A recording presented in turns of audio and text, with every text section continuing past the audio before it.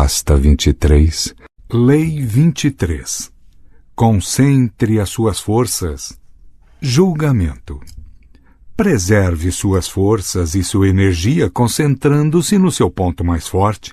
Ganha-se mais descobrindo uma mina rica e cavando fundo do que pulando de uma mina rasa para outra. A profundidade derrota a superficialidade sempre. Ao procurar fontes de poder para promovê-lo, descubra um patrono-chave, a vaca cheia de leite que o alimentará durante muito tempo. A lei transgredida. Na China, no início do século VI a.C., o reinado de Wu entrou em guerra com as províncias vizinhas do Reino Médio ao norte. Wu era uma potência em crescimento, mas faltava-lhe a história e a civilização do Reino Médio, durante séculos centro da cultura chinesa. Ao derrotar o Reino Médio, o rei de Wu elevaria instantaneamente o seu status. A guerra começou com grandes fanfarras e várias vitórias, mas logo mergulhou num atoleiro. A vitória numa frente deixava os exércitos de Wu vulneráveis em outra. O primeiro-ministro e conselheiro do rei, Wu Tsu-Hsiu, alertou de que o exército bárbaro de Yue, ao sul, estava começando a notar os problemas do reino de Wu e tinha intenções de invadi-lo. O rei achou graça. Só mais uma vitória e o grande reino médio seria seu. No ano de 490, Wu Tsu-Hsiu mandou o filho para um local seguro no reino de Xi. Ao fazer isso, ele estava sinalizando ao rei que desaprovava a guerra e que acreditava que sua ambição egoísta estava conduzindo Wu à ruína. O rei, farejando uma traição, atacou violentamente o ministro, acusando-o de deslealdade e, num acesso de cólera, mandou que ele se matasse. Wu Tsu-Hsiu obedeceu, mas antes de enterrar a faca no peito, gritou: "Arranque meus olhos e os dependure no portão de Wu, para que eu possa ver a entrada triunfante de Yue." Como Wu Tsu-Hsiu previu, em poucos anos um exército de Yue atravessou os portões de Wu. Quando os bárbaros rodearam o palácio, o rei se lembrou das últimas palavras do seu ministro e sentiu o olhar descarnado assistindo à sua desgraça. Incapaz de suportar a própria vergonha, o rei se matou, cobrindo o rosto para não ver o olhar de reprovação do seu ministro no outro mundo. Interpretação. A história de Wu é um paradigma de todos os impérios que encontraram a ruína querendo dar um passo maior que as pernas. Inebriados pelo sucesso e doentes de tanta ambição, esses impérios se expandem em proporções grotescas e encontram a ruína total. Foi o que aconteceu com a antiga Atenas, que desejou ardentemente a distante ilha da Sicília e acabou perdendo seu império. Os romanos ampliaram as suas fronteiras, ocupando vastos territórios. Com isso, tornaram-se mais vulneráveis e aumentaram as chances de invasão de outra tribo bárbara. A expansão inútil levou seu império ao esquecimento. Para os chineses, o destino do reino de Wu serve de lição elementar sobre o que acontece quando você dispersa suas forças em várias frentes, perdendo de vista os perigos distantes em prol do ganho presente. Se não estiver correndo perigo, diz Sun Tzu, não lute. É quase uma lei física. O que cresce desmesuradamente vai entrar em colapso. A mente não deve vagar de um objetivo ao outro ou deixar que o sucesso a distraia de seu senso de propósito e limite. O que se concentra, o que é coerente e está conectado ao seu passado tem poder. O que se dissipa, divide, distende, apodrece e vem ao chão. Quanto mais ele cresce, mais se esborracha. A lei observada. A família de banqueiros Rothschild começou humilde num gueto judeu de Frankfurt, na Alemanha. As rígidas leis da cidade impediam que os judeus se misturassem com quem não fosse do gueto, mas os judeus tinham transformado isso numa virtude, tornaram-se autoconfiantes e faziam questão de preservar sua cultura a qualquer custo. Mayer Amschel, o primeiro dos Rothschild a ficar rico emprestando dinheiro no fim do século XVIII, compreendeu muito bem o poder que advém deste tipo de concentração e coesão. Primeiro, Mayer Amschel se aliou a uma família, os poderosos príncipes de Thurn und Taxis. Em vez de espalhar seus serviços, ele se transformou no principal banqueiro desses príncipes. Segundo, ele não confiava nenhum dos seus negócios a pessoas de fora, usando apenas seus filhos e parentes próximos. Quanto mais unida e entrelaçada a família, mais poderosa ela seria. Não demorou muito e os 5 filhos de Mayer Amschel estavam dirigindo os negócios, e no seu leito de morte, em 1812, Mayer Amschel se recusou a indicar um herdeiro principal, organizando as coisas de forma que todos os filhos continuassem com a tradição da família, permanecendo unidos e resistindo aos perigos da descentralização e da infiltração de estranhos. Assim que os filhos de Mayer Amschel passaram a controlar os negócios da família, concluíram que a chave para a fortuna em grande escala era garantir uma base nas finanças da Europa como um todo, em vez de ficar preso a um país ou príncipe. Dos 5 irmãos, Nathan já estava negociando em Londres. Em 1813, James se mudou para Paris. Amschel continuou em Frankfurt, Salomon se estabeleceu em Viena e Karl, o mais novo, foi para Nápoles. Com todas as esferas de influência cobertas, eles poderiam apertar o cerco aos mercados financeiros europeus. Esta ampla rede, é claro, deixou os Rothschild expostos exatamente àquele perigo sobre o qual o pai lhes alertara: descentralização, divisão, dissensão.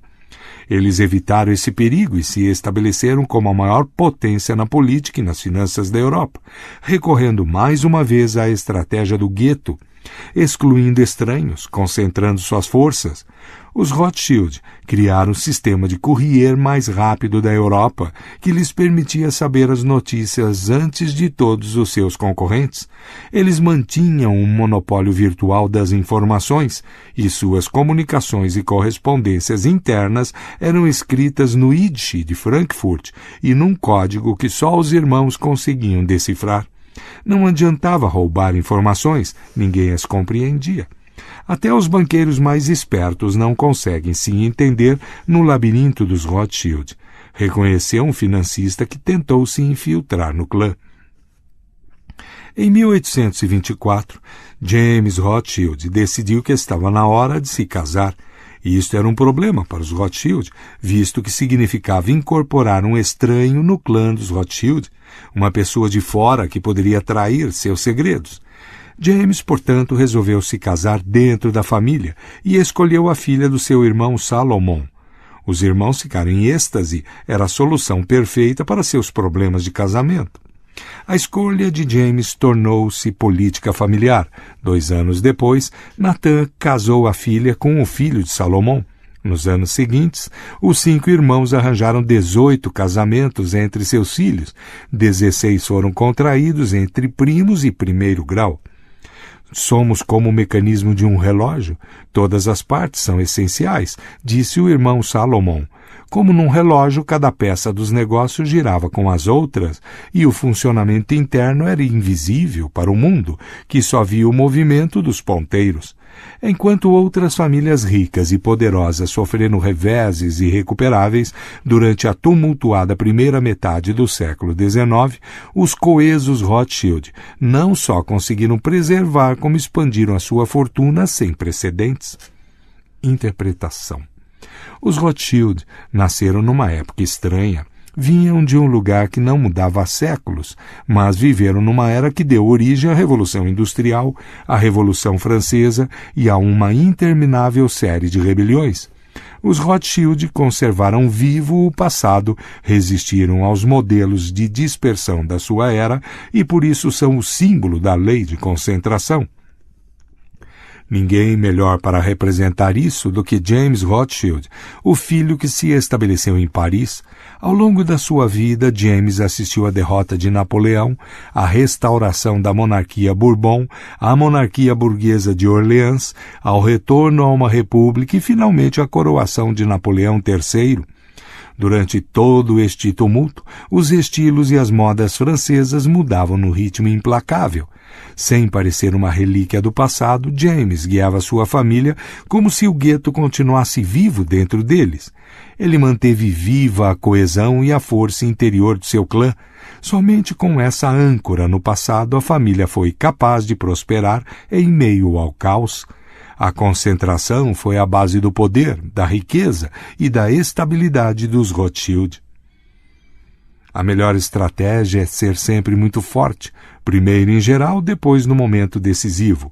Não há lei de estratégia melhor e mais simples do que manter as próprias forças concentradas. Em resumo, o primeiro princípio é: haja com a máxima concentração. Da guerra. Karl von Clausewitz, 1780-1831. As chaves do poder.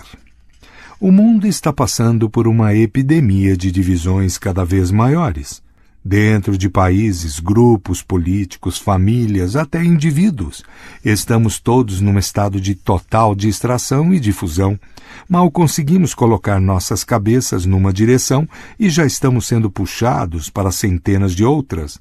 O nível de conflito no mundo moderno está mais alto do que nunca e já nos acostumamos com isso.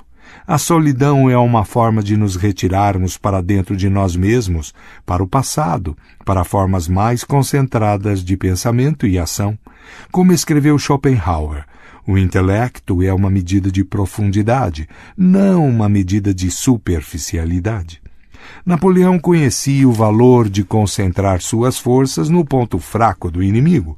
Era o segredo do seu sucesso nos campos de batalha. Mas a sua força de vontade e a sua mente também estavam moldados segundo esta noção. O propósito único, a total concentração na meta e o uso destas qualidades contra pessoas menos concentradas, pessoas distraídas. A flecha acertará sempre o alvo e conquistará o inimigo. Casanova atribuía o seu sucesso na vida à sua capacidade de se concentrar num único objetivo e forçar até ele ceder. Foi a sua capacidade de se entregar totalmente às mulheres que desejava que o tornava tão sedutor. Durante as semanas ou meses em que uma destas mulheres vivia na sua órbita, ele não pensava em mais ninguém. Quando esteve preso nas traiçoeiras passagens do Palácio dos Doges em Veneza, prisão de onde ninguém jamais escapara, ele só pensava na fuga como seu único objetivo. Dia após dia, uma mudança de cela que significou meses e meses de escavações inúteis não o desencorajou. Ele persistiu e acabou fugindo. Sempre acreditei, escreveu ele mais tarde, que se um homem coloca na cabeça que vai fazer uma coisa, e se ele se ocupa exclusivamente disso, acaba conseguindo, por mais difícil que seja. Esse homem se tornará grão-vizir ou papa. Concentre-se numa única meta, uma única tarefa, e insista até conseguir. No mundo do poder, você está sempre precisando da ajuda dos outros, em geral daqueles que têm mais poder do que você. O tolo pula de um para o outro, acreditando que sobreviverá se espalhando, mas um dos corolários da lei de concentração é que se economiza muita energia e se obtém mais poder, fixando-se numa única fonte adequada de poder. O cientista Nikola Tesla se arruinou acreditando que conservaria sua independência se não tivesse de servir a um único senhor. Ele até rejeitou a oferta de J.P. Morgan, que lhe ofereceu um rico contrato.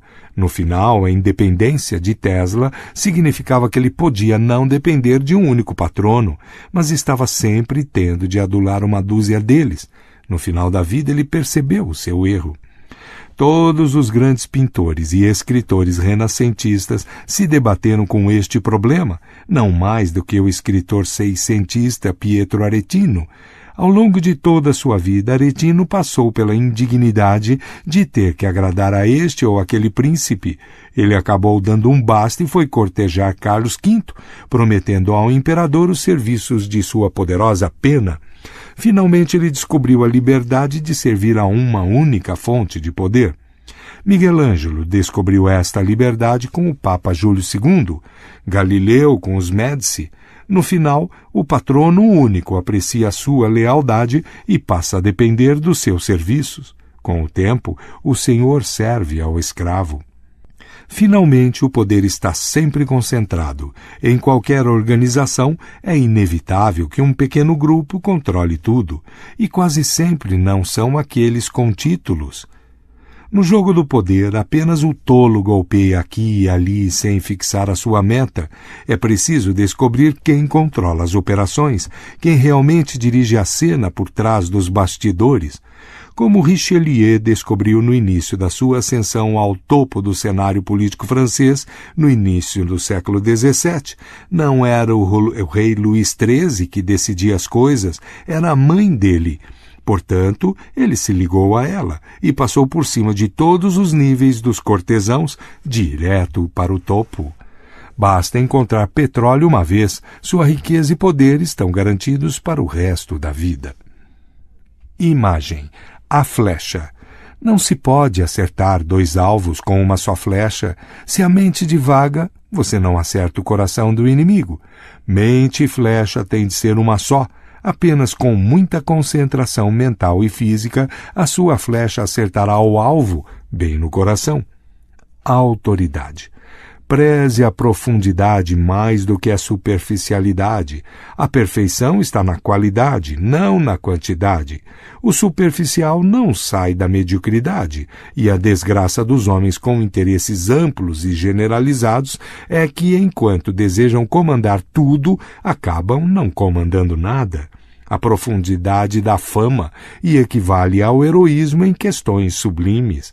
Baltazar Gracian, 1601-1658. O inverso. A concentração pode ser perigosa e há momentos em que a dispersão é a tática adequada. Lutando contra os nacionalistas pelo controle da China, Mao Tse-tung e os comunistas fizeram uma guerra de retração em várias frentes, usando como suas principais armas a sabotagem e as emboscadas. A dispersão costuma ser adequada para o lado mais fraco. Ela é, de fato, o princípio crucial das guerrilhas. Ao lutar contra um exército superior, concentrando suas forças, você só se torna um alvo mais fácil. Melhor se dispersar no cenário e frustrar seu inimigo com a intangibilidade da sua presença. Ligar-se a uma única fonte de poder tem um grande perigo. Se a pessoa morre, vai embora ou cai em desgraça, você sofre. Foi o que aconteceu com César Borgia, cujo poder vinha do pai, o Papa Alexandre VI. O Papa é que deu a César exércitos e guerras para travar em seu nome. Quando ele morreu de repente, talvez envenenado, César também estava morto.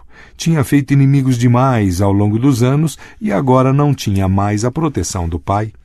Nos casos em que você pode precisar de proteção, portanto, quase sempre é melhor se ligar a várias fontes de poder. E isso é bastante prudente em épocas de grandes tumultos e mudanças violentas, ou quando seus inimigos são numerosos. Quanto mais patronos e senhores você tiver, menor o risco que você corre se um deles perder o poder. Essa dispersão até permitirá que você jogue um contra o outro.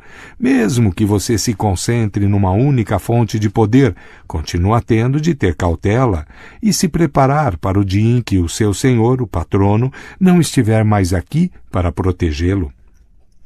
Finalmente, exagerar num propósito único pode fazer de você um chato insuportável, especialmente nas artes. O pintor renascentista Paolo Uccello era tão obcecado com a perspectiva que suas pinturas chegam a parecer monótonas e falsas, enquanto Leonardo da Vinci se interessava por tudo: arquitetura, pintura, guerra, escultura, mecânica. A descentralização foi a fonte do seu poder, mas gênios assim são raros. Quanto ao restante de nós, é melhor pender para o lado da profundidade. Notas. O ganso e o cavalo. Um ganso que estava arrancando capim num campo se sentiu ofendido com a presença de um cavalo que se alimentava perto dele, e num tom sibilante falou: "Sou certamente um animal mais nobre e perfeito do que você, pois todo o âmbito e extensão das suas faculdades se limitam a um elemento. Eu posso pisar no solo, como você. Além disso, tenho asas com as quais posso me alçar aos ares, e quando me apraz, posso nadar em tanques e lagos e me refrescar nas águas frias. Tenho diferentes poderes, como um pássaro, um peixe e um quadrúpede. O cavalo, resfolegando com desdém, retrucou: é verdade que você habita 3 elementos, mas não faz bela figura em nenhum deles. Você voa de fato, mas o seu voo é tão pesado e deselegante que você não pode se considerar no mesmo nível da cotovia e da andorinha. Você pode nadar na superfície das águas, mas não pode viver nelas como os peixes. Você não pode encontrar comida naquele elemento, nem deslizar suavemente no fundo. E quando você caminha, ou melhor, bamboleia no chão, com seus pés largos, seu pescoço comprido, esticado, assobiando para quem passa, você provoca risos. Eu confesso que fui feito para andar só no chão, como sou gracioso, como meus membros são bem torneados, como todo o meu corpo é bem acabado, como sou forte, como é surpreendente a minha velocidade. Prefiro estar limitado a um elemento e ser admirado por isso, do que ser um ganso em todos os outros. Fables von Boccaccio em Chaucer, Dr. John Aikin, 1747-1822. Cuidado para não dissipar os seus poderes. Lute constantemente para concentrá-los. O gênio pensa que pode fazer tudo o que vê os outros fazerem, mas vai se arrepender de tanto desperdício. Johann von Goethe, 1749-1832. Fim de notas.